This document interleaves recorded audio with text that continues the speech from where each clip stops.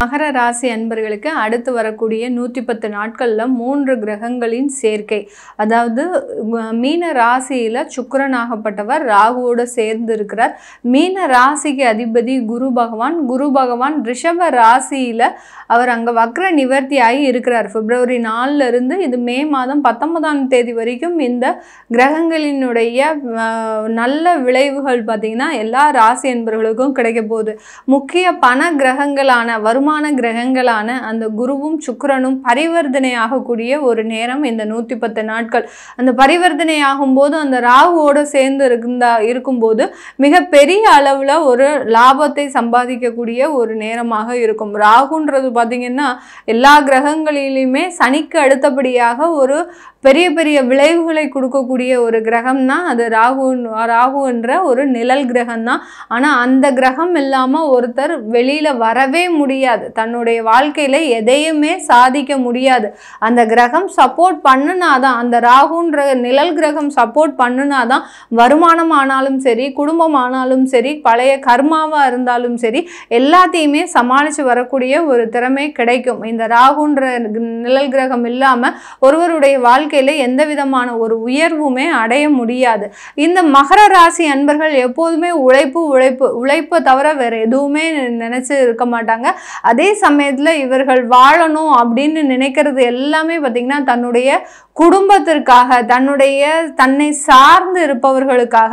அடுத்து பார்த்தீங்கன்னா வாழ்க்கையில ரொம்ப அட்ஜஸ்ட் பண்ணி அதாவது குட்ட கூணிக்கிட்டே இருப்பாங்க அப்படின்னு சொல்ற மாதிரி யார் என்ன செஞ்சாலும் ஒரு இழிவா பேசினாலும் தன்னுடைய சுயமரியாதையே இழக்கக்கூடிய அளவிற்கு பேசினாலும் இந்த மகர ராசி என்பவர்கள் அதெல்லாம் பற்றி ரொம்ப பெரிதாகவே வெளியில் எடுத்துக்க மாட்டாங்க.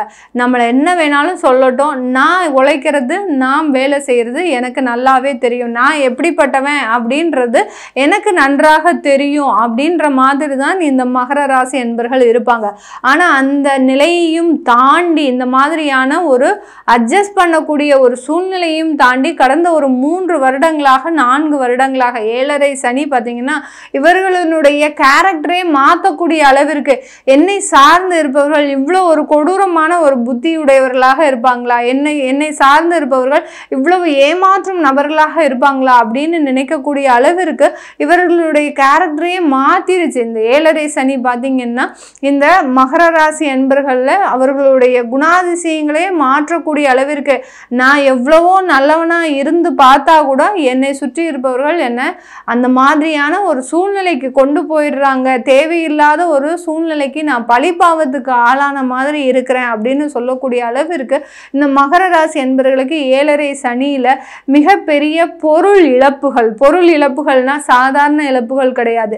பெரிய பெரிய ஆட்களாக இருந்தவங்களும், பெரிய பெரிய கோடீஸ்வரராக இருந்தவர்களும், பெரிய பெரிய தொழிலதிபர்களாக இருந்தவர்கள் கூட இந்த 7.5 சனியில இந்த மகர ராசி என்பவர்கள் அடிமட்ட அளவுக்கு கீழே வந்துட்டீங்க. அந்த அளவிற்கு உங்களே சனி பகவான் ஒரு புரட்டு போட்டு எடுத்துட்டார். அந்த அளவிற்கு அந்த வாழ்க்கையில எதிர்பாராத ஏமாற்றங்கள் வாழ்க்கையில எல்லாமே இருக்கும். இந்த மகர ராசி என்பவர்களுக்கு வருமானம் இருக்கும், குடும்பம் இருக்கும், எல்லாமே இருக்கும். ஒரு காலகட்டத்தில் இது எல்லாமே பிரிந்து செல்லும் போது அந்த வருமானத்தை பற்றி பெரிய அளவுக்கு கூட இவங்களால நினைச்சு பார்க்க முடியாது. அந்த தொழிலை காப்பாற்றணும் அப்படின்ற ஒரு எண்ணம் கூட இவர்களால நினைச்சு பார்க்க முடியாத அளவிற்கு அதல பாதாளத்திற்கு செல்லக்கூடிய ஒரு சூழ்நிலைக்கு வந்துட்டீங்க. இந்த 110 நாட்கள் நம்ம கடந்த காலத்தை சொல்லிக்கிட்டே போகலாம். உங்களுக்கு இப்படி ஆயிப்போச்சு, திருமண வாழ்க்கையில இவ்வளோ விவாகரத்து, இவ்வளோ பிரச்சனைகள், குழந்தைங்கள்னால அவமானம், இப்படி நம்ம கடந்த காலத்தை இந்த மகர ராசி அன்பர்களுக்கு நிறைய சொல்லிட்டே போகலாம்.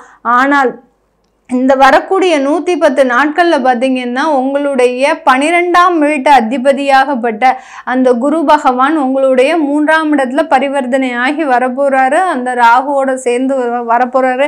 அதனால உங்களுடைய முயற்சிகள்ல மிக அதிகமான ஒரு மாற்றங்கள் ஏற்படக்கூடிய ஒரு சிச்சுவேஷன். வெளிநாட்டு முயற்சிகள் தான் அதிகமாக இருக்க போகுது. இந்த மகர ராசி என்பவர்கள் வெளிநாடு அப்படின்னு சொன்னாலே உங்களுடைய பிறந்த இடத்துல இருந்து நீங்க ஒரு 1000-1500 கிலோமீட்டர் தள்ளி போகக்கூடிய போகக்கூடிய ஒரு சூழ்நிலை வந்துடும். அடுத்து வேலை மாற்றத்தை செய்யக்கூடிய ஒரு தருணம் வந்துடும். உங்களுடைய குடும்பத்தை மாற்றுவதற்குண்டான ஒரு தருணமும் வந்துடும். இந்த மகர ராசி என்பர்கள் வேலை மாற்றம், இடமாற்றம் அதெல்லாம் ஓகே. இந்த குடும்ப மாற்றம்னா என்ன அப்படின்னா, நீங்க மனைவியை குழந்தைகளை பிரிந்து இருக்கிறீங்க, ஏற்கனவே பிரிந்து இருக்கிறீங்க அப்படின்னா நீங்க எல்லாரும் ஒன்று சேர்வதற்குண்டான ஒரு தருணம் வந்துடும். ஏன்னா உங்களுடைய 2ஆம் வீட்டு அதிபதியும் அந்த 3ஆம் இடத்திற்கு சேரும் போது 3 கிரகங்களும் அங்க வலுப்பெற்று இந்த 110 நாட்கள்ல செயல்பட போகுது. அதனால ஒரு இடமாற்றம், ஒரு அந்த குடும்பத்தை தன்னோடு சேர்ந்து வாழக்கூடிய ஒரு சூழ்நிலை மாற்றங்கள் எல்லாமே ஏற்படக்கூடிய ஒரு தருணமாக தான் இருக்க போது இந்த மகர ராசி என்பர்களுக்கு. நீங்க உங்களுடைய வேலையில இது நாள் வரைக்கும் அனுபவிச்ச துயரங்கள், துன்பங்கள், பிரச்சனைகள், ஒரு வேலைக்கு போனா ஏண்டா போறோம், உங்களுடைய குடும்ப வருமானத்திற்காக போறீங்க, ஆனா அங்க இருக்கக்கூடிய அலுவலகத்துல பாத்தீங்கன்னா உங்களை ஒரு ஏளனமாக, ஒரு துச்சமாக மதிச்சுதான் பேசுவாங்க. உங்களுக்குன்னு ஒரு மரியாதை கிடையாது. என்னமோ நீங்க வேலை செஞ்சுட்டு வரணும். அந்த வேலை உழைப்புலையும் பாத்தீங்கன்னா உங்களுடைய ஒரு அதிகமான ஒரு உழைப்பை போட்டிருப்பீங்க. அந்த உழைப்புக்கு ஏற்ற அங்கீகாரம் அங்க உங்களுக்கு கிடைச்சதா அப்படின்னு கேட்டீங்கன்னா இல்ல, அவமானம் மட்டும்தான் கிடைச்சது. அந்த அவமானத்தையும் தாங்கி கொண்டு உங்க குடும்பத்தை எப்படியாவது முன்னின்று நடத்திடணும் அப்படின்னு சில காரணங்களுக்காக நிறைய ஒரு சூழ்நிலைகளை அப்படியே அட்ஜஸ்ட் பண்ணி இந்த மகர ராசி என்பர்கள் நீங்க நடந்திருப்பீங்க. இது எல்லாமே முடிவுக்கு வரப்போகுது. உங்களுக்கு உண்டான ஒரு மதிப்பு, மரியாதை, இது நாள் வரைக்கும் உங்களுக்கு சப்போர்ட் பண்ணாத இருந்த அலுவலகத்துல இருந்த நபர்கள் கூட இப்போ உங்களுக்காக சப்போர்ட் பண்ணக்கூடிய ஒரு தருணமாக இருக்கும். அதனால உங்களுக்கு நிறைய ஒரு வருமான உயர்வுகள், தேர்ந்தெடுத்த இடத்துல ஒரு பதவி மாற்றம், இது எல்லாமே கிடைப்பதற்குண்டான ஒரு நேரமாக இருக்கும். இப்போ நீங்க ஒர்க் ஃப்ரம் ஹோம் பார்த்துட்டு இருக்கிறீங்க அப்படின்றவங்களுக்கு பார்த்தீங்கன்னா இங்க கண்டிப்பாக உங்களுக்கு ஆஃபீஸ்க்கு வர சொல்லக்கூடிய ஒரு தருணம் இந்த காலகட்டத்தில் 110 நாட்கள்ல சில பேருக்கு ஆன்சைட் கூட கிடைக்கிறதுக்கு வாய்ப்புகள் அதிகமாக இருக்கும். ஏன்னா அந்த குரு பகவான் 12ஆம் வீட்டுக்குரியவர், அந்த விரயஸ்தானத்திற்குரியவர், அதுதான் வெளிநாட்டுக்கும் சப்போர்ட் பண்ணக்கூடிய ஒரு கிரகமும். அவர் 3ஆம் இடத்திற்கு அங்க பரிவர்த்தனை ஆகி ராகுவோட சேர்ந்து வர்றதுனால மகர ராசி என்பர்கள் யார் யாரெல்லாம் வெளிநாட்டுக்கு போகணும் அப்படின்னு நினைக்கிறீங்களோ கண்டிப்பாக இந்த 110 நாட்கள்ல ட்ரை பண்ணுங்க. உங்களுக்கு 100% அதற்குண்டான முயற்சிகள்ல வெற்றிகள் கிடைக்க போகுது. இந்த காலகட்டத்துல உங்களுக்கு குடும்ப வாழ்க்கையில ஒரு மறுமலர்ச்சியான ஒரு வாழ்க்கை, ஏற்கனவே திருமணமாகி கசப்பாகி அதுல ஒரு விவாகரத்து ஆகக்கூடிய ஒரு சூழ்நிலை இருந்தா கூட இப்போ அதுல ஒரு நல்ல வளர்ச்சிகள் காண்பதற்கு உண்டான ஒரு நேரம். அந்த விவாகரத்தான ஒரு கசப்பான ஒரு சூழ்நிலை மறைந்து 2 பேருக்கும் அந்யோன்யமாக ஒரு பாசத்தோடு நடந்து கொள்ளக்கூடிய ஒரு தருணமாக இருக்க போகுது. அதனாலதான் முதலியே சொன்னேன், நீங்க பிரிந்து இருந்தா கூட இப்போ ஒன்று சேர்ந்து வாழ்வதற்குண்டான ஒரு தருணமாக இருக்கும். ஏன்னா உங்களுடைய 5ஆம் இடத்துல அந்த குரு பகவான் அவர் சுக்கிரனோடு பரிவர்த்தனை ஆகும் போது அந்த குடும்பஸ்தானம்ன்றது ஒரு நல்ல ஒரு மகிழ்ச்சியான ஒரு தருணத்தை கொடுப்பதற்குண்டான ஒரு நேரமாக இருக்கும்.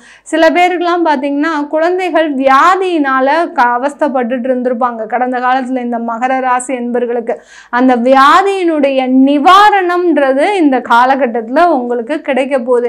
எதுவுமே தெரியாது அந்த குழந்தைகள் எதனால இவ்வளோ கஷ்டப்படுறாங்க, ஏன் இப்படி வந்துச்சு அவங்களுக்கு, ஏதோ ஒரு நம்மளுக்கு வேலையில பிரச்சனை இல்லை, நம்மளுடைய குடும்ப வாழ்க்கையில பிரச்சனை இருந்தா கூட எல்லாருமே தாங்கிக்கலாம். ஆனால் அந்த குழந்தைகளுக்கு ஒண்ணுன்னு வரும்போது இந்த மகர ராசி அன்பர்கள்னால யாரா இருந்தாலும் அந்த இடத்த யாராலையுமே தாங்கி கொள்ள முடியாது. இந்த 7.5 சனியில அந்த மகர ராசி அன்பர்களுக்கு தான் இந்த மாதிரியான சில பிரச்சனைகள் தான். ஓரளவுக்கு வருமானத்துல பிரச்சனை வந்தாலும் சமாளிச்சிருப்பாங்க, வேலையில பிரச்சனை வந்தாலும் சமாளிச்சிருப்பீங்க, தொழில பிரச்சனை வந்தாலும் சமாளிச்சிருப்பீங்க. ஆனா அந்த குழந்தைகள் மூலமாக வருகின்ற அந்த பிரச்சனைகளை இந்த மகர ராசி என்பவர்கள் எப்படி ஹேண்டில் பண்றது, இதற்கு உண்டான தீர்வு கிடைக்குமா நமக்கு, இல்ல நம்ம குழந்தை இப்படியே கஷ்டப்படுமா அப்படின்னு நினைக்கக்கூடிய அளவிற்கு இந்த மகர ராசி என்பவர்கள் குழந்தைகள்னால அதிகப்படியான ஒரு பிரச்சனையை அனுபவிச்சிங்க. இந்த 110 நாட்கள்ல அதற்குண்டான ஒரு சிகிச்சை முறை கிடைக்கும். கண்டிப்பாக அதற்குண்டான ஒரு அறுவை சிகிச்சை முறையில உங்களுக்கு சில தீர்வுகள் கிடைப்பதற்குண்டான ஒரு நேரமாக இருக்க போது இந்த மகர ராசி என்பர்களுக்கு. திருமண தடைகள் முழுவதுமா விலகியாச்சு மகர ராசி என்பர்களுக்கு. இனிமேல் இருக்கிறவங்களுக்கு திருமண தடைகள் இருந்தா கூட அதற்குண்டான நிவர்த்திகள் உங்களுக்கு தன்னாப்லயே தேடி வரக்கூடிய ஒரு டைமாக தான் இருக்கு இந்த 110 நாட்கள். அதனால தைரியமாக திருமண முயற்சியில ஏற்பாடு பண்ணுங்க. அடுத்து பாத்தீங்கன்னா 90s 95ஸ்ல இருக்கக்கூடியவர்கள் எல்லாருக்குமே மகர ராசி என்பர்களுக்கு இந்த காலகட்டத்துல, ஏன்னா ஏற்கனவே நிறைய திருமண தடைகளை தாண்டி வந்து அதுல சில பேருக்கு பாத்தீங்கன்னா அவங்களுக்கு என்கேஜ்மெண்ட் ஆகி கல்யாணம் வரைக்கும் போய் அதுல தடைகள் இருந்த விஷயங்கள்லாம் நிறைய இருக்கு. அதனால அடுத்த முயற்சிகள்ல ஈடுபடுவதற்கு கூட உங்களுக்கு ஒரு தயக்கமான ஒரு சூழ்நிலை இருக்கும். அது எல்லாத்தையுமே மறந்துட்டு இப்போ ஒரு ஃப்ரெஷ்ஷா நம்ம தொடங்க போறோம். ஏன்னா இது வரைக்கும் இருந்த காலகட்டத்தை நீங்க பார்க்கும்போது உங்களுக்கே ஒரு சின்ன ஒரு அருவருப்பான ஒரு இது இருக்கும். ஏன்னா அவ்வளோ அவமானப்பட்டிருக்கிறீங்க, நீங்களா இவ்வளோ அவமானங்கள் பட்டிருக்கிறீங்க, அசிங்கங்கள் வந்திருக்கு நமக்கு அப்படின்ற மாதிரியான ஒரு எண்ணங்கள் தோன்றும். அதனால அந்த பழைய காலத்தை மறந்துருங்க. கடந்த காலத்தை நீங்க மறந்துட்டு இப்போ புதுசா நமக்கு எல்லாமே முயற்சி பண்ணுறோம், நம்ம புதுசா எல்லாமே தொடங்கணும் அப்படின்னு நினைச்சு ஒரு புது வாழ்க்கையை ஆரம்பிக்கக்கூடிய ஒரு தருணம் தான் இந்த மகர ராசி என்பர்களுக்கு. கண்டிப்பாக திருமண முயற்சிகள்ல 100% ஒரு நன்மை அளிக்கக்கூடிய ஒரு தருணம்.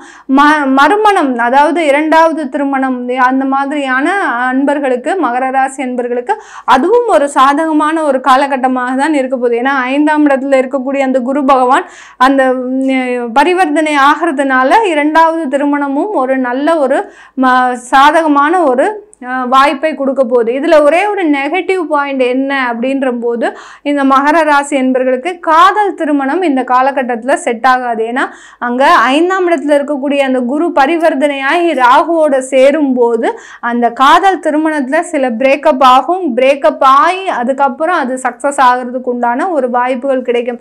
அதனால இந்த 110 நாட்கள்ல யாராவது காதல் திருமணத்தை அரேஞ்ச்டு மேரேஜா கொண்டு போகணும் அப்படின்னு நினைச்சீங்கன்னா கூட அதுல கொஞ்சம் பின்வாங்குங்க. கொஞ்சம் அதை ஹோல்டு பண்ணிட்டு அதுக்கப்புறமா நீங்க மே மாசத்துக்கு அப்புறம் அதற்குண்டான முயற்சிகள் இறங்குனீங்கன்னா கண்டிப்பாக இந்த மகர ராசி என்பர்களுக்கு 100% வெற்றி வாய்ப்பை கொடுக்கக்கூடிய ஒரு நாட்களாக தான் இருக்க போகுது.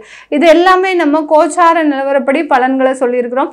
உங்களுடைய தசாபுத்தி பலன்களை தெரிஞ்சுக்கணும் விருப்பப்படுறவங்க கீழே இருக்கிற நம்பருக்கு வாட்ஸ்அப்ல அப்பாயின்மெண்ட் வாங்கிக்கிட்டு நீங்க என்கிட்ட கன்சல்ட் பண்ணிக்கலாம்.